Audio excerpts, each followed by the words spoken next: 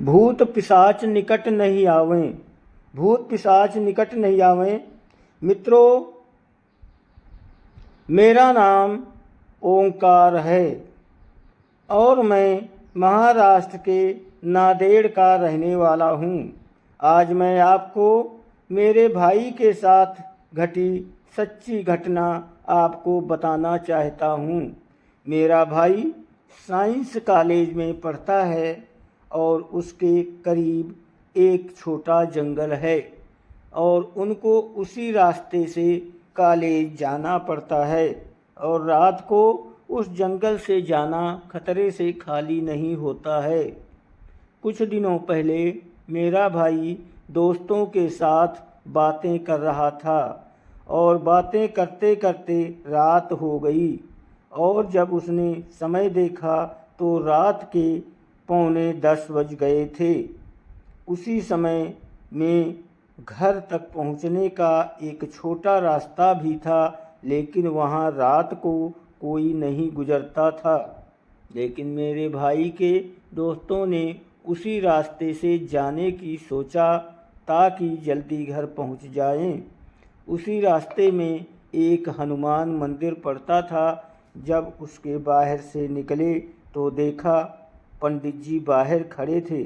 पंडित जी ने मेरे भाई और दोस्तों को रोका और बोला, बेटा तुम घर जा रहे हो तो मुझे भी साथ ले चलो, मैं भी काफ़ी लेट हो गया हूँ और रास्ते में अकेले में काफ़ी डर लगता है।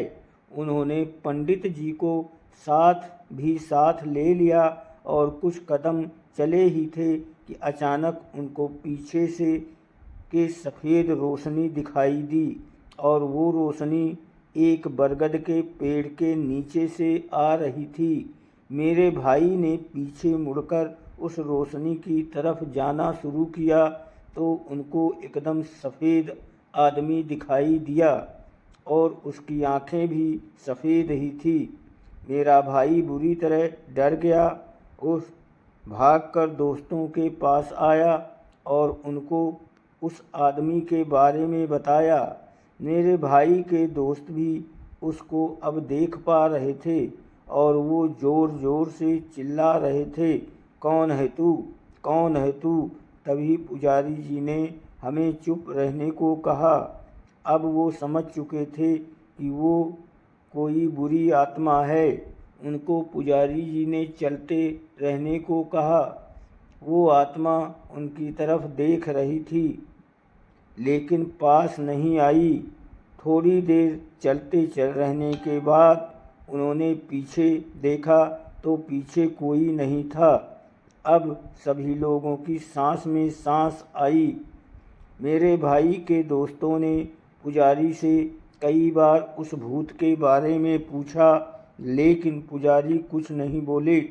वो सभी जंगल से बाहर आ चुके थे और पुजारी जी ने कहा, ठीक है अब मैं घर जाता हूँ।